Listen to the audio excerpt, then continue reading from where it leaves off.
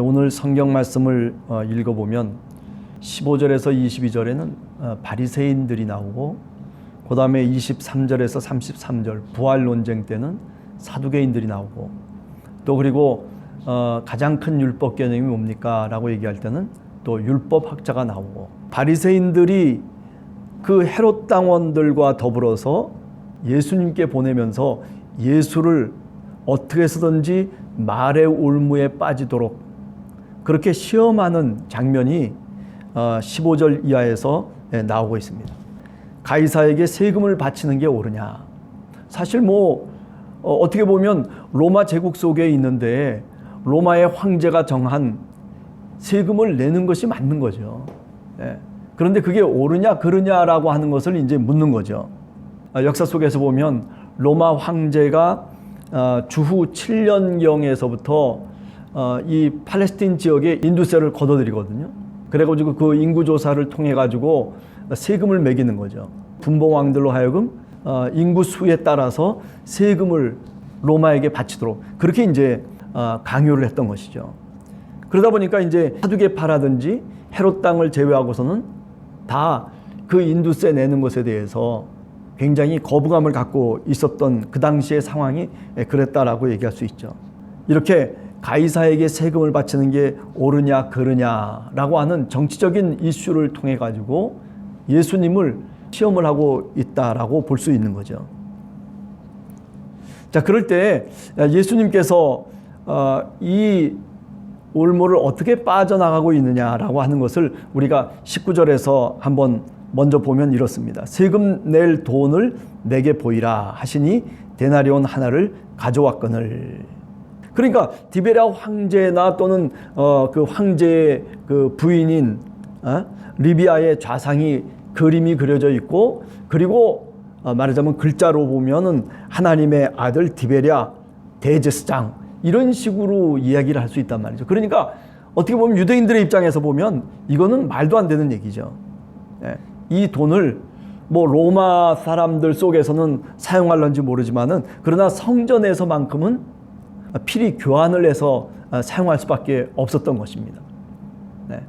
예수님의 성전 청결 사건을 통해서 보면 돈 바꾸는 사람들이 있었잖아요. 그죠? 환전을 하는 사람들이 대부분 뭐냐면 이렇게 로마의 화폐를 성전에서 유용할 수 있는 두로 화폐로 이제 바꿔주는 행동을 했다는 겁니다. 가이사의 것은 가이사에게라고 하는 것은 인두세를 얘기하는 거죠. 그렇죠? 그 인두세를 낼 때는 그 돈으로 내는 거죠. 그러니까 가이사의 거니까 가이사에게 내는 거죠. 그러니 인두세를 얘기하는 거죠. 그러나 하나님의 것은 하나님에게라고 하는 것은 뭐냐면은 성전세를 의미하는 거죠. 세금의 종류가 다릅니다. 그렇죠? 하나님의 것은 하나님에게라고 하는 그 말의 의미는 어떤 우상 숭배라든지 아니면 거기에 그려진 그림 때문에라고 하는 것이 아니라 가이사에게는 인두세를 낼 것 같으면은 인두세를 내라는 거죠. 로마에게 세금을 내야 될 것은 세금을 내고 그리고 성전세라고 하는 게 있잖아요. 그죠? 하나님에게 낼 것은 하나님에게 내라는 거죠. 정치적인 어떤 이야기를 통해 가지고 나를 올무에 빠뜨리려고 하는 그런 시험을 하지 말라는 겁니다. 그죠? 20세 이상 된 남성의 경우에는 누구나 할 것 없이 그죠? 성전세를 1년에 한두 번씩 이제 내야 되는 거죠. 그래서 성전을 유지한다든지 보수한다든지 또 성전을 운영하는 데 있어서 소요 경비들 이런 것들을 보충하고 그리고 성전 창고에다가 그 성전세를 저축해 놓게 됩니다. 2분의 1세겔이라고 해서 내도록 되어 있는데 그게 한 4데나리온 정도 되는 겁니다. 가이사의 것이라고 하는 것은 뭐냐면 인두세를 얘기하는 거고 그리고 하나님의 것이라고 하는 것은 성전세를 의미하는 것이다. 그렇게 생각을 하시면은 좀 편하게 이해할 수 있지 않을까 그렇게 생각이 됩니다. 오늘 이 15절에서부터 22절까지의 내용을 요약해 보면 단순한 겁니다. 세금을 낼 것은 내라는 거죠. 로마에게 내건 성전세로 내건 그죠? 자신이 감당해야 될 것을 그것을 회피하지 말고 당연히 백성으로서의 의무를 해야 된다라고 하는 것을 지금 예수님께서 가이사의 것은 가이사에게, 하나님의 것은 하나님에게라고 하는 말로 지금 말씀하고 있다라고 그렇게 이야기할 수 있습니다. 자, 그 다음에 23절에서부터 33절까지의 얘기죠. 부활에 관련된 질문. 그 당시 사두개파는 사실 부활이 없다라고 그렇게 생각을 했어요. 그래서 모세오경만 성경으로 말하자면 인정을 하는 거죠. 모세오경에 보면 부활 사건이라고 하는 게 없잖아요, 사실은요. 그러니까 사두개파 사람들은 이 제사장 계열이기 때문에 말하자면 제사법이 나오는 그 모세오경만을 성경으로 인정하는 거죠. 네.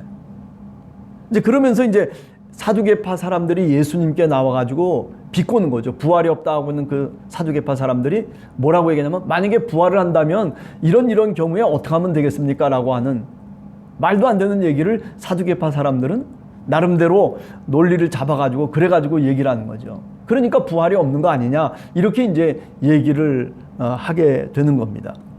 그래서 첫째가 죽고 둘째가 죽고 셋째가 일곱째까지 됐는데, 그런데 유대의 법에 의하면은 상속자로서 아내가 그 동생에게 장가를 들 수 있다는 거죠. 그죠? 씨를 얻기 위해서. 그러니 나중에 다 죽어가지고 나중에 혹시 부활한다고 한다면, 그렇다면 부활하고 난 다음에 그 여인이 누구의 아내가 될 수 있느냐, 이제 이런 식으로 이제 말을 하는 거죠. 억지 춘향이라고도 얘기할 수 있죠. 그럴 때 우리 주님께서 뭐라고 얘기합니까? 29절 이하에 보면 성경도 모르고 하나님의 능력도 알지 못하는 거로 오해하였도다 라고 그렇게 얘기해요. 그러면서 모세오경에 나오는 얘기를 합니다. 출애굽기 3장 6절에 하나님께서 모세를 부를 때에, 그럴 때 모세가 묻습니다. 하나님, 당신의 이름을 내가 이스라엘 동족들에게 가서 뭐라고 얘기하로이까라고 그렇게 묻잖아요. 그럴 때 하나님께서 그 가시떨기 불타는 속에서 뭐라고 얘기합니까? 나는 네 조상의 하나님이다 라고 얘기하면서 바로 아브라함의 하나님, 그리고 이삭의 하나님, 야곱의 하나님이다 라고 그렇게 하나님께서 자기의 정체를 말씀하시잖아요. 예수님께서 바로 그 이야기를 끌고 들어와서, 그래서 뭐라고 하냐면 하나님은 죽은 자의 하나님이 아니라 살아있는 자의 하나님이시다라고 그렇게 32절에 그 사두개파 사람에게 이야기를 하고 대응을 하고 있죠. 이 이야기는 뭘 의미하는 걸까요? 오늘도 하나님의 그 곁에 아브라함과 이삭과 야곱이 살아있는 모습으로 우리가 이야기하고 우리가 고백하고 있지 않느냐라고 하는 거죠. 또 부활 때에는 장가도 가는 것도 아니고 시집도 가는 것도 아니고 다 하늘의 천사와 같을 것이다. 무슨 시집 장가가 무슨 필요가 있고, 지금 우리들이 생각하고 있는 이런 결혼 제도를 통해서 누가 누구의 아내고 누가 누구의 남편이 될 수 있느냐라고 하는 그런 차원의 이야기가 아니고 그것을 뛰어넘는다는 얘기죠. 그렇죠? 마지막 하나님 나라에 들어갔을 때 저 사람은 내 아내고 저 사람은 내 남편이고 이런 식의 생각을 갖고 있지 않은 거죠. 그렇죠? 이 땅에서 생활했던 것에 대한 어떤 인연이라고 그럴까요? 또는 어떤 인간 관계라고 하는 것이 저 세상에서도 계속 유지된다? 유지되지 않는다. 근데 오늘 여기 마태복음에서는 유지되는 것이 아니라 유지되지 않는다라고 하는 거죠. 다 어떻게 해요? 하나님의 자녀고 하나님의 백성으로 새롭게 피조되어지는 것이죠. 우리가 세상을 살아가면서 또는 우리가 교회 생활을 하면서 우리들에게 부과된 의무들이 있습니다. 그죠? 세상 속에서도 내가 세상에서 어떤 위치에서 살아가야 된다면, 그렇다면 거기에 따른 자기 의무와 책임이 있어요. 교회 생활도 마찬가지예요. 교회 속에서 예를 들면 목사는 목사로서 장로 또는 권사 또는 안수집사 또는 서리집사 할 것 없이 사실은 우리가 성도로서의 갖고 있는 의무들이 있고 책임이 있습니다. 어느 곳에 가든지 오늘 하루를 살아가면서 내 맡겨진 일들을 성실하게 감당하는 것. 괜히 이런 핑계대고 저런 핑계대면서 내 스스로 그 책임을 모면하려고 하는 것이 아니라 그 책임을 감당하면서 살아가는, 우리 가정도 마찬가지라고 생각해요. 가정이 가장으로서 또는 아내로서 남편으로서 감당해야 될 것들을 잘 감당하는 그런 신앙의 생활, 신앙인이 사실은 바람직한 신앙인이라고 말씀드릴 수가 있죠.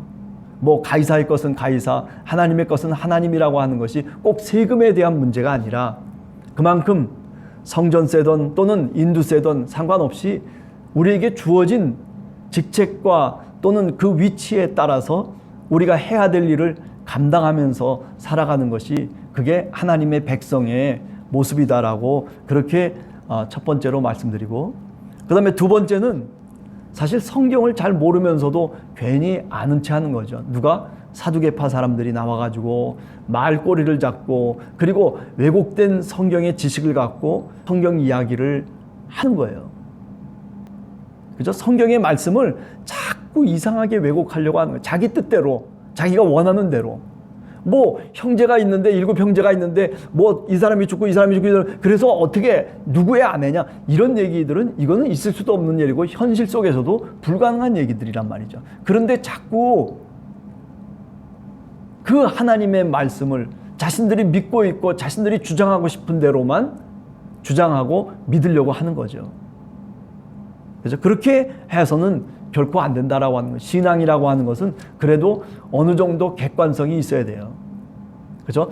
예수 믿는 신앙의 공동체가 같이 모여서 함께 그러기 때문에 말씀을 나만 갖고 있는 것이 아니라 같이 말씀을 나누고 같이 묵상을 하는 이유가 뭐냐면 이런 겁니다. 이렇게 잘못된 왜곡된 성경의 지식을 갖고 잘못된 신앙으로 빠져들기도 하고 또는 그 신앙을 배워가지고 그래가지고 오히려 세상을 혼란스럽게 만드는 사람들도 얼마나 많이 있습니까? 네. 여러분, 오늘 하루를 살아가면서 신앙인으로서 하나님의 말씀을 겸손하게 묵상하고 그리고 하나님의 음성을 보다 더 깊이 있게 들을 수 있는 여러분과 제가 되기를 간절히 원합니다. 같이 기도하겠습니다.